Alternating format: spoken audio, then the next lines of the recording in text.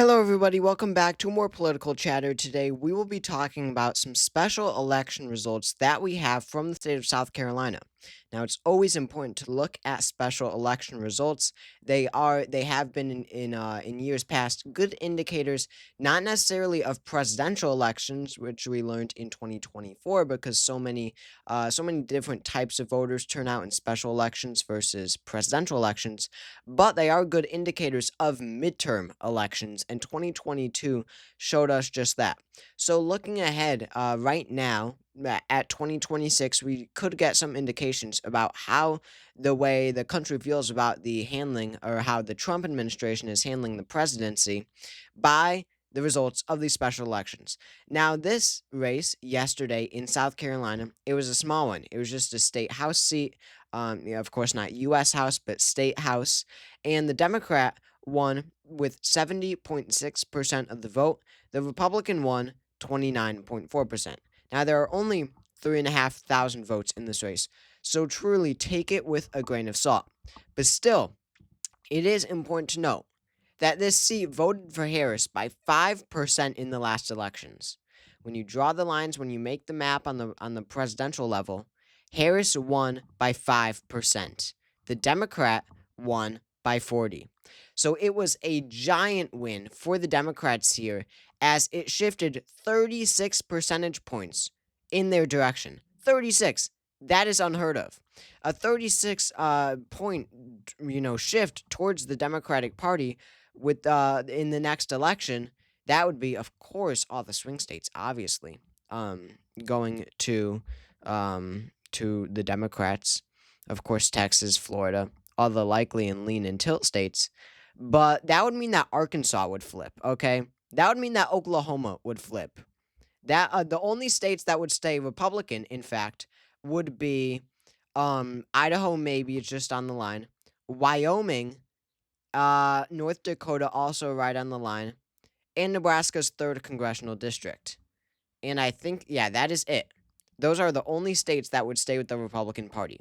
Just to emphasize how big of a win that is, in fact. Now, just taking half of that, these are the 2024 results. Let's take half of that shift, which is 18 points, sorry. Shifted 36 points towards the Democrats.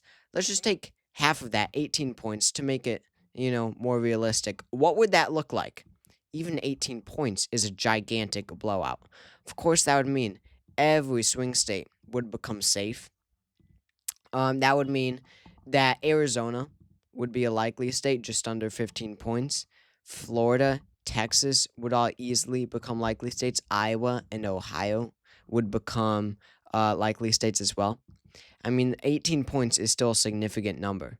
Indiana would stay. A lot of these Republican states are going to stay, but you would have South Carolina go flip towards the Democrats by a tilt margin, as it was 17.9. Every state that Trump won by over 18 percentage points in 2024, all of those states would stay with him. But everything under that, Kansas included, deep Republican states, everything under that would flip. Even Alaska would flip towards the Democrats. So just to emphasize there how monumental an 18-point shift would be. It would just be a blowout, essentially.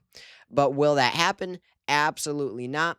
But again, it does give us a better indication of how the midterm elections will go. Such a massive trend towards the Democratic Party indicates that these high propensity voters who turn out frequently in elections, even when they don't have much of meaning, such as this House special election, very few people turn out in state house special elections, right? You have to be very knowledgeable and aware of the current politics of the day. Those people, of course, tend to be better educated, better, more well off. And in the recent election results have shown, those types of people, better educated, more involved in politics, more aware, people who follow the news essentially, they are more likely to vote for the Democratic Party. That has not always been the case. These upper class people, they have, during Bush, and even into Obama, well into Obama actually, they were strong Republicans, But in recent years, ever since Trump, they have really been turning sharply, not necessarily towards the left of the political spectrum. It's not like they have become leftists, but they are tending to vote more for the Democratic Party, and just because Donald Trump has turned them away so much.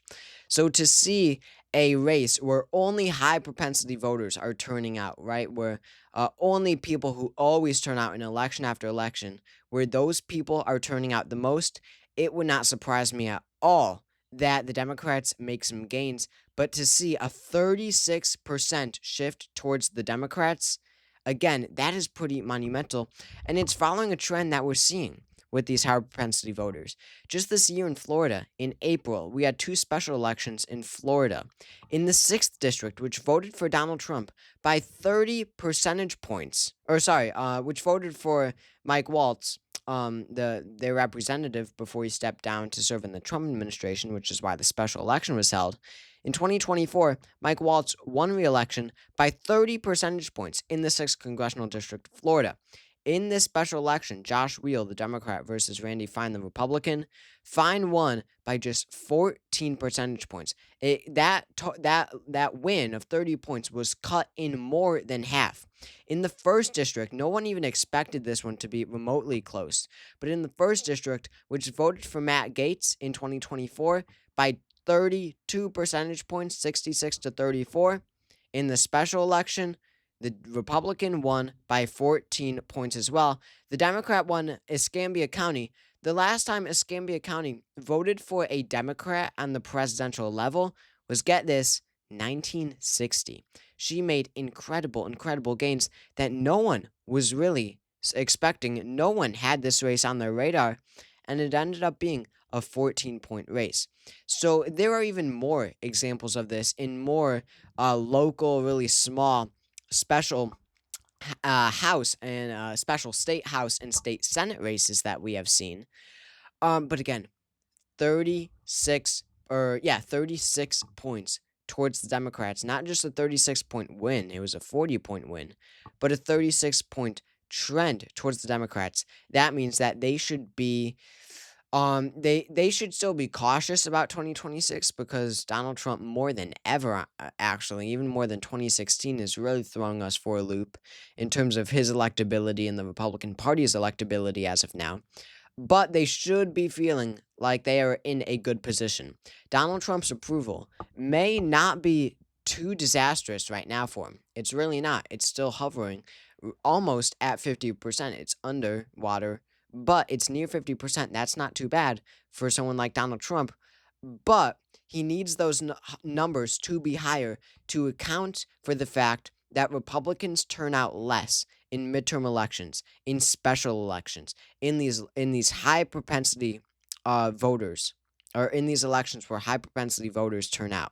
His approval needs to be higher to account for that, for the upcoming midterm elections, and these results show us just that. These results show us that Donald Trump may not be in an awful place when it comes to approval rating, but he needs to do something to get those voters out, because he might have supporters who aren't too involved in politics, who might not know, who might not care enough to turn out in an off-year election in 2025 or 2026 midterms. But he needs to get those voters out. He needs to convey its importance. So thank you all for watching this video. I hope you all enjoyed. Make sure to subscribe if you haven't already. That helps out a lot. Drop a comment to let me hear your thoughts on this, and I will see you all next time.